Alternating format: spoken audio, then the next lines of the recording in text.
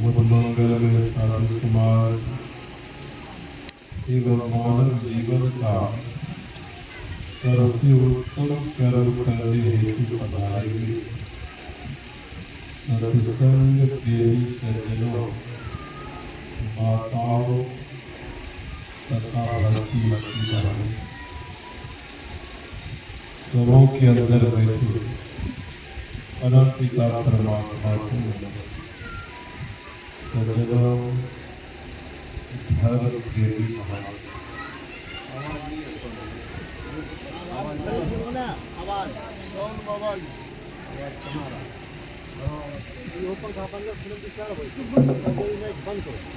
श्री सद्गुरु महाराज की जय।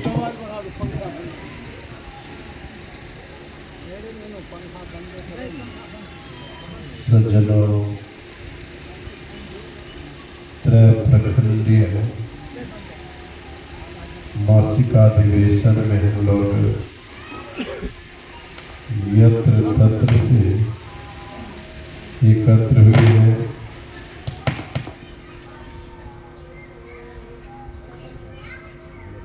जहाँ पर हम आप लोग बैठे हुए हैं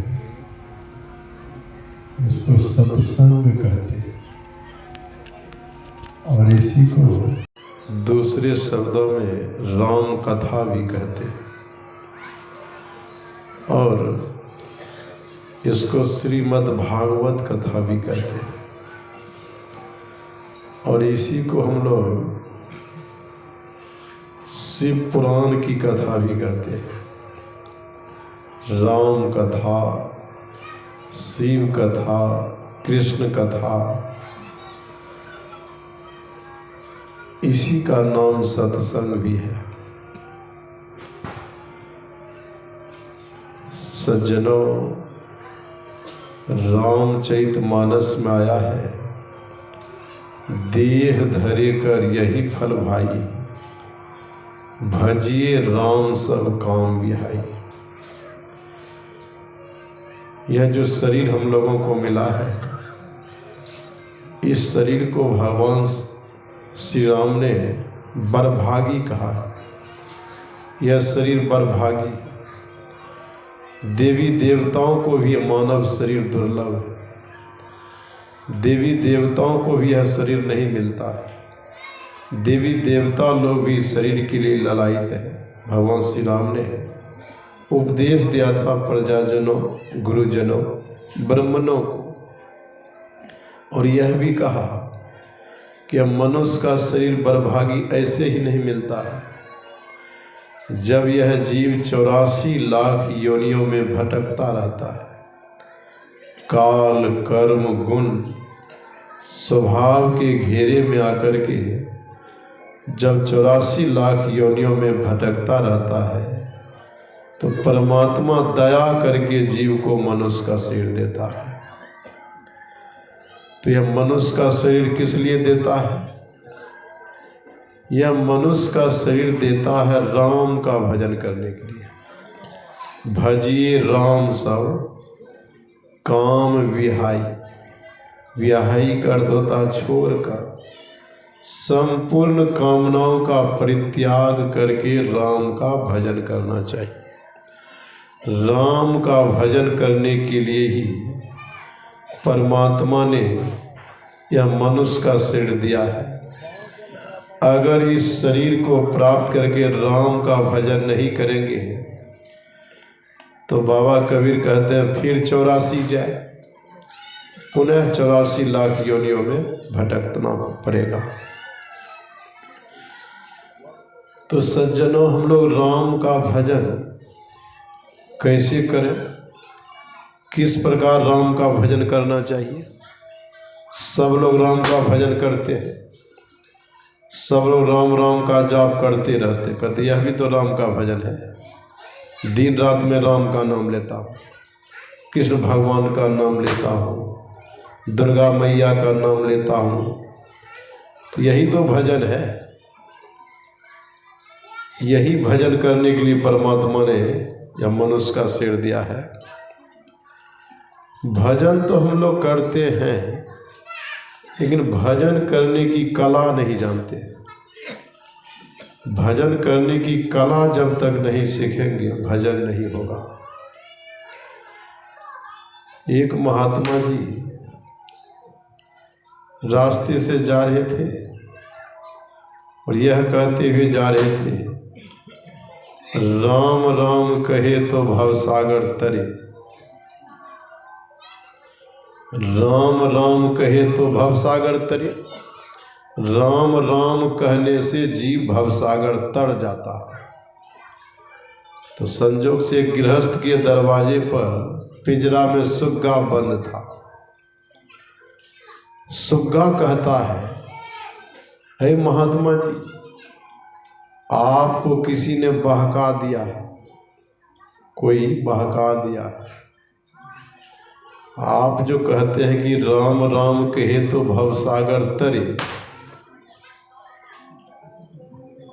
तो आप सुन लीजिए, राम राम कहने से कोई भवसागर तर नहीं सकता।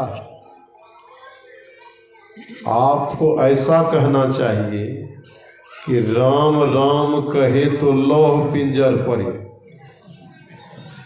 राम राम कहने से जीव लोहा के पिंजरा में बंद हो जाता है, ऐसा कहना चाहिए। आप कहते हैं भवसागर तरे।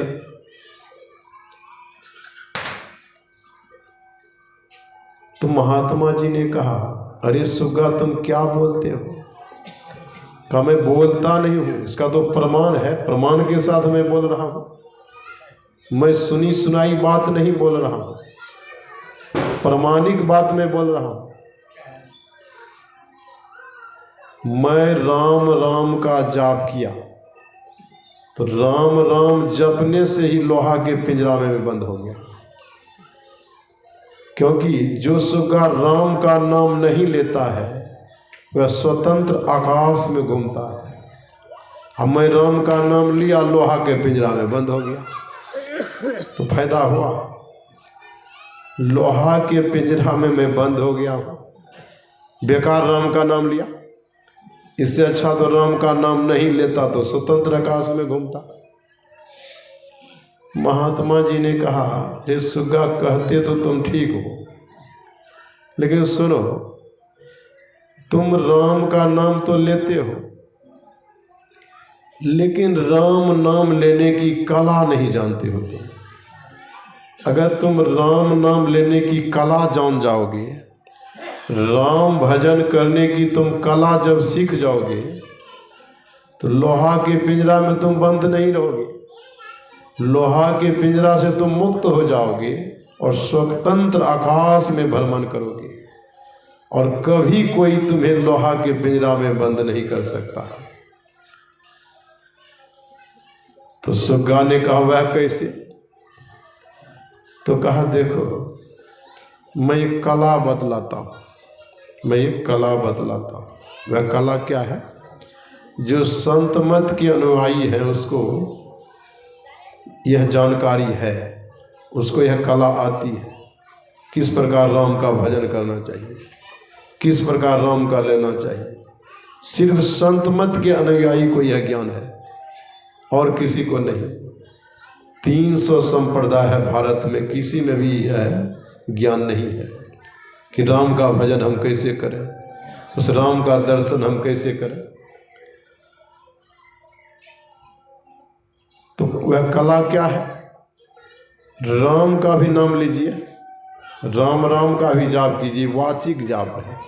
यह क्या है? वाचिक जाप। और जाप तीन प्रकार का होता है, वाचिक, उपांशु और मानस। राम का नाम बोल करके लीजिए, और उपांशु स्वयं बोल करके स्वयं सुनिए, और मानस मन ही मन जपना। इस प्रकार से जाप कीजिए।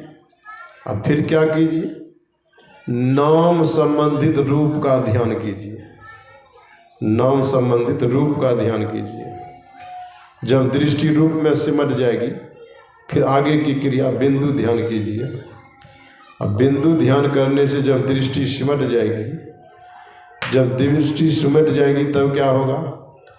एक बिंदुता की प्राप्ति होगी, और वहाँ नाद सुनाई पड़ेगा, बिंदु में तह नाद बोली रैन दिवस सुहावना।